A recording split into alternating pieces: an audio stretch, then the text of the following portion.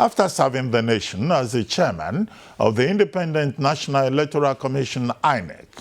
Professor Mahmood Yakubu has resigned as chairman of the electoral body. Yakubu has said that his decision to bow out of INEC was to pave the way for the appointment of a new chairman.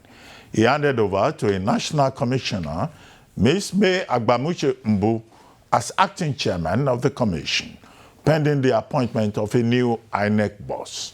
He noted that since 2015, he had worked with 24 national commissioners and 67 resident electoral commissioners. He said that he will forever cherish the support of successive secretaries and staff of INEC nationwide.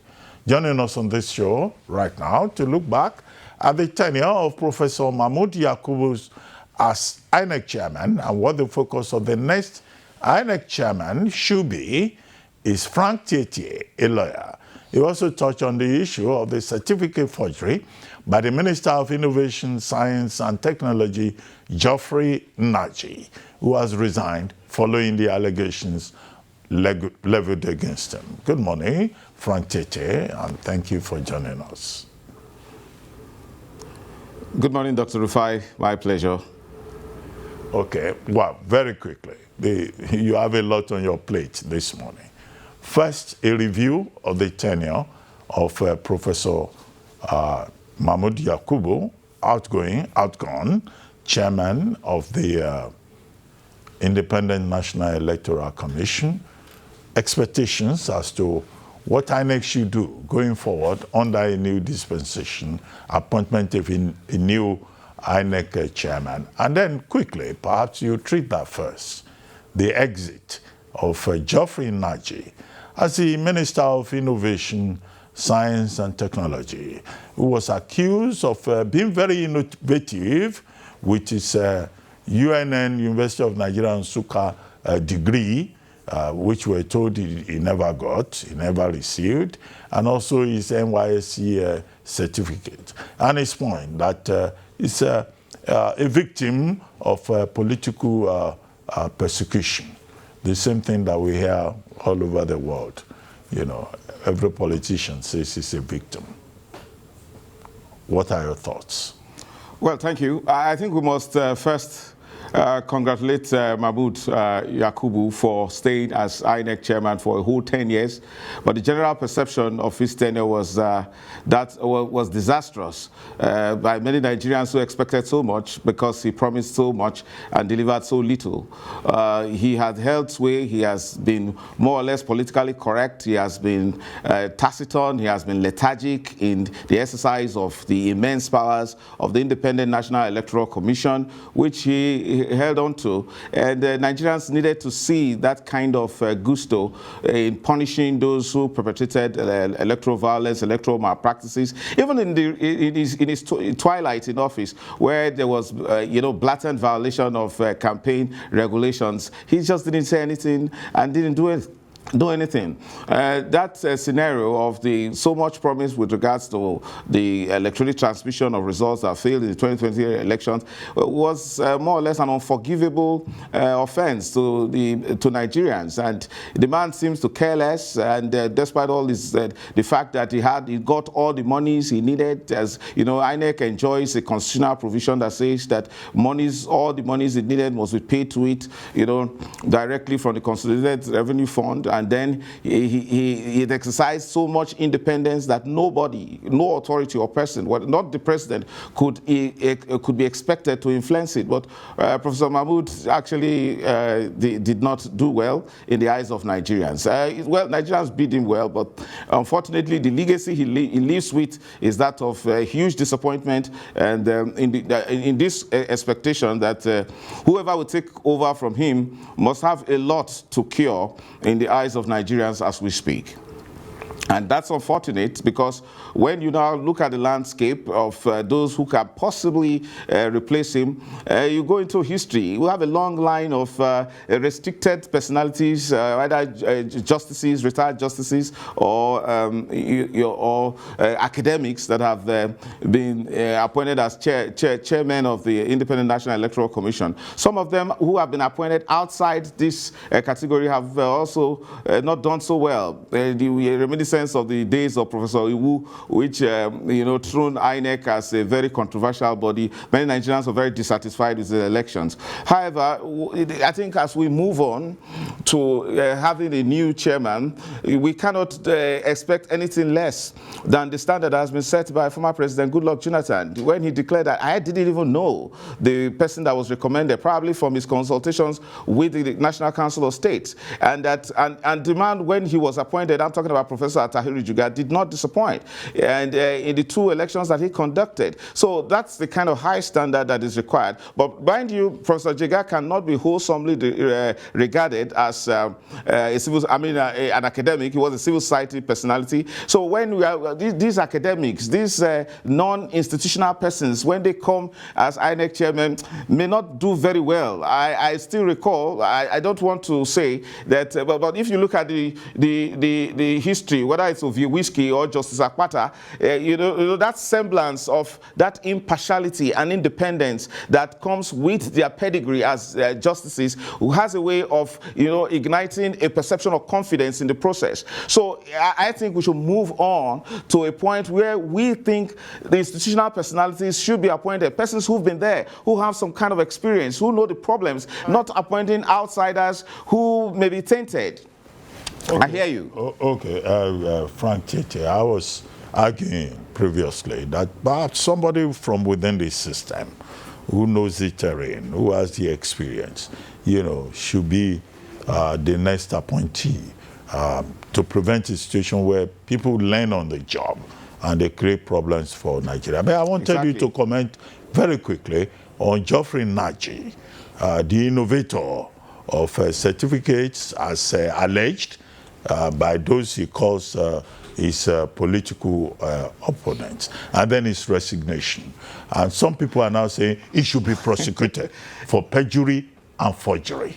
What's your advice? I think it should go beyond. It should go beyond persecution. The integrity of the Nigerian educational system was on trial in the last few days.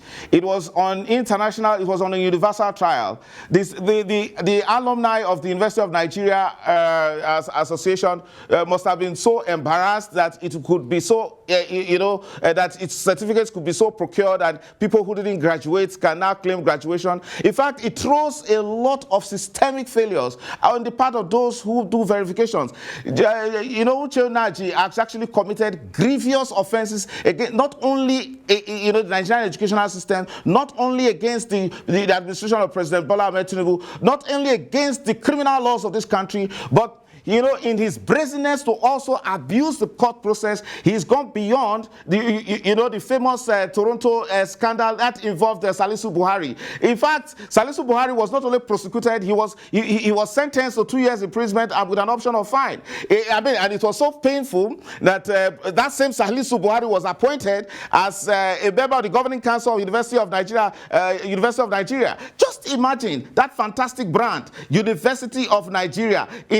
And the Minister of Innovation, transformed his ministry to the innovation of fake certificates, and then he goes to defend it. He goes to, so look, there is something important here. The Supreme Court has made a very important principle on ground that if you, operate with an illegal certificate or with either as an elected or an appointed person, whatsoever you acquired in course of the use of that certificate, you must refund.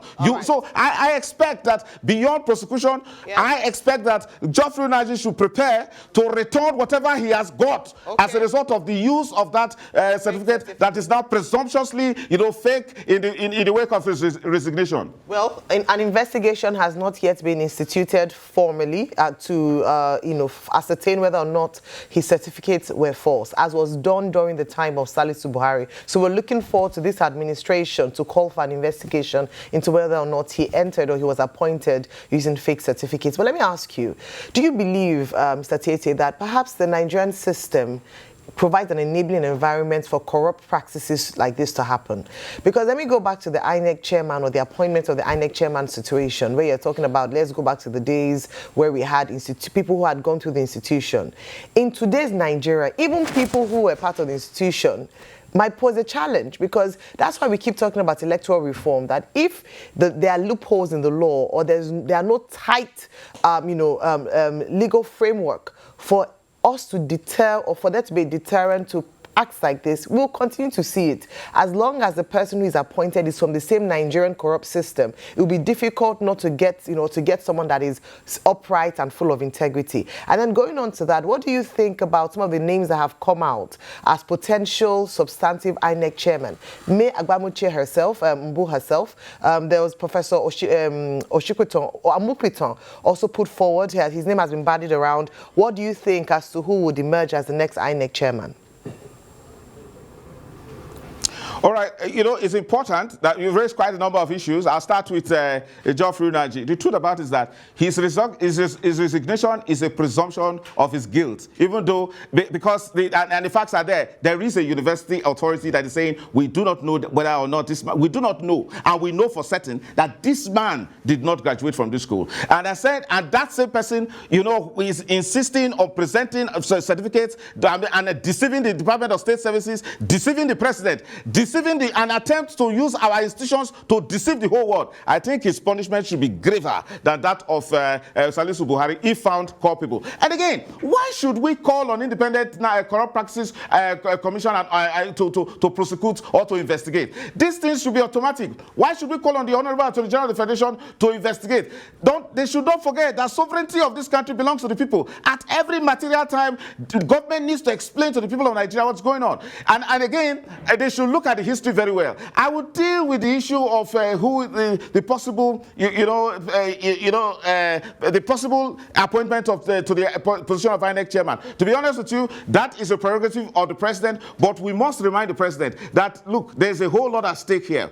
You mustn't win your election. And the truth about it is that you must act like a statesman. You must act in the best interest of Nigeria. We haven't had a woman as INEC chairman before. And again, when we talk about institutional personalities, we're not talking about persons who were just mere directors in INEC. We're talking about persons who not only fulfill the basic requirements of not being members of political parties, but persons who exhibit such integrity that we imbue the process with a lot of confidence. And that was what Jega did. And much credit should go to former President Goodluck Jonathan. And our president, as we speak, must take that as a precedent. Now, we will not also forget that in looking at this scenario, I understand that you must have a very sound understanding of the law, and which someone like Professor Joash Amopitan does have. But again, Mayor Bobuche is not in any way less in that. I mean, as a seasoned lawyer and as a National Electoral Commissioner without blemish, I think the woman stands tall. For once, the indices are there.